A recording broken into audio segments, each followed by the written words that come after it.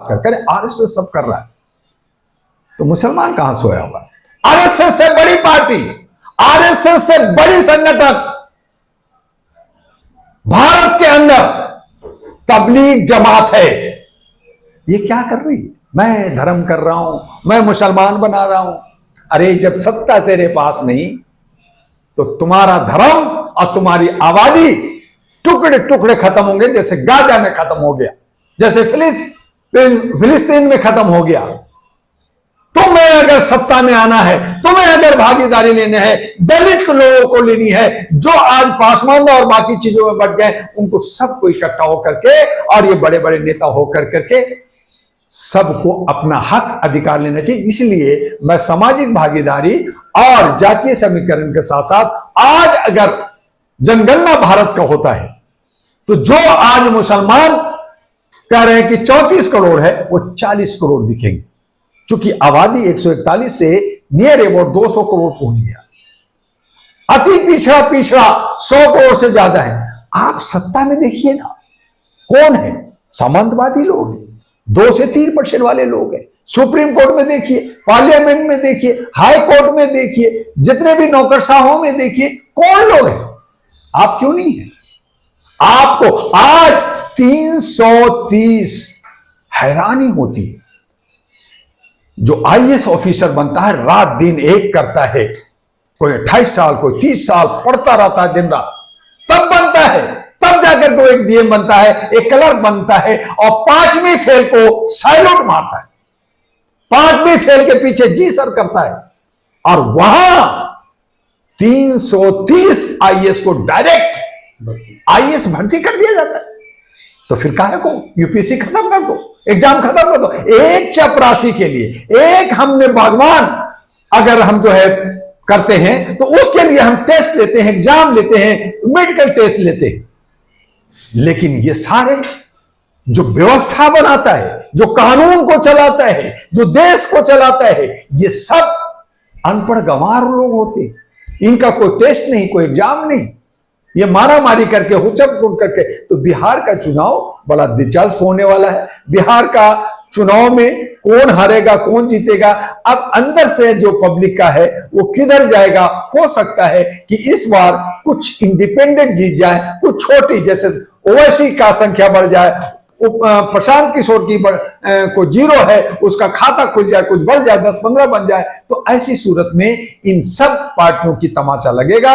और होंगे कम वो जरूर, लेकिन एक इशारा होगा कि अब कॉर्पोरेट पार्टियां और पारिवारिक पार्टियां नहीं चलेगी, जो ये दम भर रहे हैं कि मैं बनूंगा तो फिर अकेले लड़के दिखा दो, अकेले लड़ा क्यों नहीं। यही समीकरण बंगाल में चलेगा, आसाम में चलेगा और केरला और अन्य राज्यों में चलेगा। लेकिन चोरी नहीं बंद हुआ, चोरी होगा। क्यों होगा वो भी मैं आपको आपके चैनल से बताता हूं, पहली बार बता रहा हूं, जो कोई और नहीं बता सकता, क्योंकि डरती है सरकार से। मैं कहता हूं करोड़ों जो बिहारी छठ मनाने गए, छठ खत्म हो गया 28 तारीख को, उनको नौकरी रोटी बोटी खाना है, परिवार पालना है, वो दिल्ली, कलकत्ता, बॉम्बे, अन्य राज्यों में वापिस जा रहे हैं। 6 को वोटिंग होगा, 6 से पहले सब वापिस हो जाएंगे। अगर रुके रह जाएंगे तो उससे कोई फर्क नहीं पड़ेगा, और जो रुके होंगे वो भी 11 से पहले चले जाएंगे। तो ये जो वोट करोड़ों है, ये हमारा चोरी होगा। ये कहेंगे कि ये पोस्टल से वोट आया है। कौन करेगा? सत्ता में बैठे लोग, चोरी करने वाले लोग, दबंग लोग, जो इस तरह की हरकतें करते। तो ये करोड़ों वोट की जो पोस्टल वोट की चोरी होगी, ईवीएम में तो जो होगी सो होगी। आप पढ़ा दो, आप देखो, 6 का 14 तक जाओ, दिन रात जो है पढ़ा दो, वहां ईवीएम मशीन बदला जाएगा, अंदर से बेसमेंट से बदला जाएगा, रूम में बदला जाएगा। क्या होगा मैं उस बात पे नहीं कहना चाहता, आप करो इंक्वायरी। लेकिन जो व्हाइट होगा, जो पोस्टल का होगा, जिसमें डीएम, एसडीएम और पोस्टल वाले लोग बैठते हैं, वहां पे 2-4 ऑफिसर बैठते हैं, जैसे चंडीगढ़ में बैठ कर करके साइन कर करके, वो तो कैमरा ने देख लिया था, पकड़ लिया कि भाई ये बीजेपी नहीं, आम आदमी पार्टी का मेयर बना है। तो ऐसे ही पोस्टल, अगर 1 करोड़ पोस्टल एक पार्टी ले जाएगा, स्वाभाविक है उसकी सरकार बने। चाहे 500 से जीते, कोई 1000 से जीते, तो बिहार में वोट की चोरी बा, बिहार में पेपर जैसे चोरी बा, वैसे ये बैलेट आपका जो है पोस्टल बैलेट, पोस्टल वोट चोरी बा, मशीन पे क्या बा वो तो ये सब देखे। लेकिन जहां विरोध हुआ था कि वोट चोर गद्दी चोर, वहां ईवीएम छोड़ और ईवीएम हटाओ। जब तक ईवीएम नहीं हटेगा कोई पार्टी नहीं लड़ेगा, उनको मजबूर होकर करके इलेक्शन कमीशन को हटाना पड़ता। लेकिन ये फिर उसी मशीन पे, उसी ढर्रे पे, उसी तरह से चल रहे हैं और मुख्य मुद्दा से हट रहे हैं, बड़ी बड़ी बातें कर रहे हैं। एक कह रहा हर घर में नौकरी दूंगा, एक कह रहा है 1 करोड़ दूंगा, एक कह रहा है ये दूंगा, मैंने तो 10 दे दिया, मैंने तो 10,000 दे दिया, मैं तो और दूंगा, ये करूंगा। ये सब अगर सच है तो डॉक्टर दुआ आपके चैनल से जनता को बताना चाहती है कि फिर आप एफिडेविट भरो। आप 500,000 रुपए के स्टैंप पेपर पे पार्टी भर से जनता, बिहार की जनता एक एफिडेविट भरो, सत्यापित करो और मीडिया में गो कि मैंने, जैसे मैनिफेस्टो दिखाते हो कि ये मैंने एफिडेविट भरा है, अगर ये मैं पूरा नहीं किया वादा, ये मैनिफेस्टो में जो लिखा हुआ वादा नहीं किया, तो मेरी चल अचल संपत्ति जब्त होगी, मेरी सदस्यता खत्म होगी, मेरी पार्टी निरस्त होगी। आप वादा करो। लेकिन क्या यहां तो पार्टियां मीडिया को भी गच्चा दे रही है। 26 सेकंड के अंदर फोटो दिखाते मेरी मैनिफेस्टो, इतनी मोटी किताब मेरी मैनिफेस्टो, खत्म। ना उसमें जवाब, ना उसमें सवाल, क्या लिखा है क्या नहीं लिखा, कैसे करेंगे नहीं करेंगे। हमने तो भाषण दिया था, सुन लीजिए रैली में, सुन लीजिए भाषण में। सिर्फ बतौलाबाजी से जनता को धोखा देने का एक षड्यंत्र चल रहा है। और ऐसी सूरत में बिहार में जो हमने कहा था, सोचा था कि अब जनता की सरकार होगी, जनता द्वारा होगी, ये जनता की सरकार नहीं, ये लोमड़ियों की सरकार, ये बदमाशों की सरकार, ये लूट की सरकार, ये मनमर्जी की सरकार बनने जा रही है। और ये कहने में कोई गुरेज नहीं कि फिर से बिहार में जंगल राज शुरू होगा, क्योंकि ये व्यापार कर रहे हैं, क्योंकि ये पैसा लगा रहे हैं। और जब पैसा लगा रहे हैं, करोड़ों करोड़ खर्च कर रहे हैं, तो उसका वो रिटर्न भी चाहेंगे। और जब रिटर्न चाहेंगे तो जनता को चूसी जाएगी। आज जनता को मजा आ रहा है, कल डंडा पड़ेगा, कल उसके पिछवाड़े पे लगेगा, कल उससे जूस निकाला जाएगा, फिर पता चलेगा हमने क्या गलती की है। यही होने जा रहा है बिहार में। लास्ट सवाल, बिहार में अक्सर क्या हो जाता है कि मेन मुद्दे हैं, जो नौकरियों का मुद्दा है, सारी चीजें हैं, बाहर लोग पलायन कर रहे हैं नौकरियों के लिए, मगर घूम फिर के लास्ट में आ जाता है जातिवाद। और बिहार में जर्नलिस्ट महोदय जातिवाद बहुत हावी है। यादव लोबी है, भूमियार लोबी है, वहां पे कुर्मी लोबी है, वहां पे कोयरी लोबी है, वहां पे मुसलमान का भी लोबी। चलिए, है बीमारी है, ये नहीं होना चाहिए, जात पात खत्म होना चाहिए, एहतमाम भी हद से। लेकिन अगर है तो मैं पूछना चाहता हूं कि ये जो अति पिछड़ा जो 38% है, वो अपना लोबी बना के सरकार क्यों नहीं बना रही? वो क्यों बिखर जाती है? क्यों कुछ उधर कुछ इधर कुछ उधर बढ़ जाती है? वो 38% से 1% रह जाते। जो 18% मुसलमान है, जो एक मुख्यमंत्री दे, जब 14% मुख्यमंत्री कह सकता तो मुसलमान भी कह सकता है। यही तो वैसी ने भी कहा कि तुम्हारी क्या, तुम दरी बिछाओ, तुम जो है उसके पीछे भागो, चंदा दो, तो वो ठीक कह रहा। मैं वैसे का कोई दोस्त नहीं हूं, मैं उसको साथ नहीं दे रहा, मैं एक जात के लिए साथ नहीं देता। लेकिन जहां जातीय समीकरण की चुनाव हो रही है, जहां जातीय समीकरण हावी है, तो फिर सबका हिस्सेदारी और भागीदारी मिलनी चाहिए, सबका आना चाहिए, तभी खूबसूरत होगा लोकतंत्र, तभी विधानसभा बिहार का चलेगा। लेकिन एक दादागिरी करेगा, वहां पे वही 2%, वही 3%, वही 1%, वो सत्ता में। कुर्मी कितने हैं?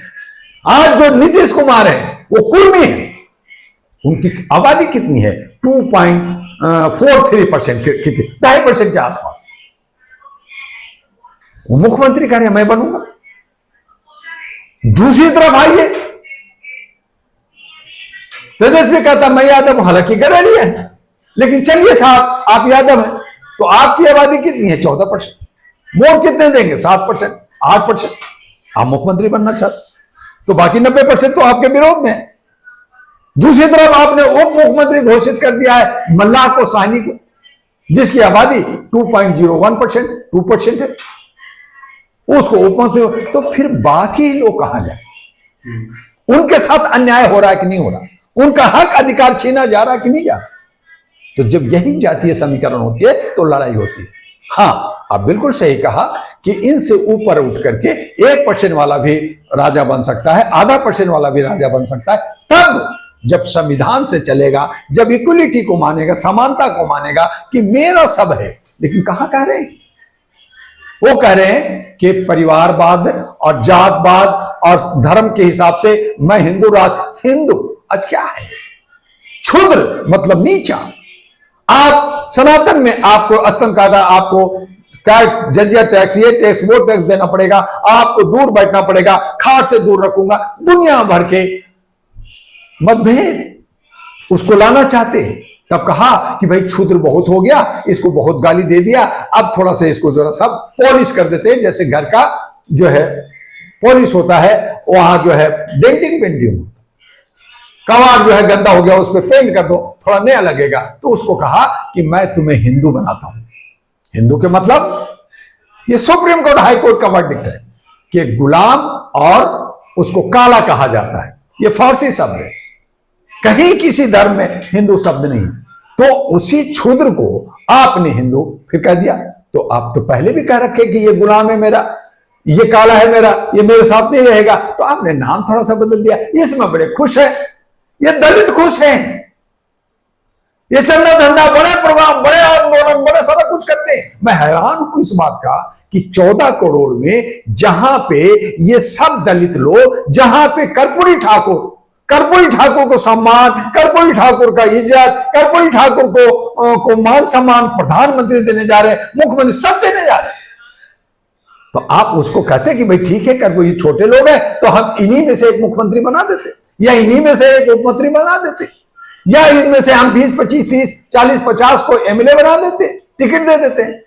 तो कहने में और करने में फर्क है। खाली आप उसका सम्मान करके वोट लेते हैं, आपने महिलाओं के पैर धो करके पानी पीते हैं, आप दलितों के घर में जाके खाना खाते हैं बैठ करके, वो भी 5 स्टार होटल का खाना लाके, लेकिन कहते हैं कि देखो मैं दलितों को खाया हूं। तो दिखाते कुछ है, करते कुछ है, सताते उसको हैं, दबाते उसके हैं, शोषण उसका करते हैं, दोहन उसका करते हैं। और फिर तो इस तरह का सुशासन नहीं हो सकता।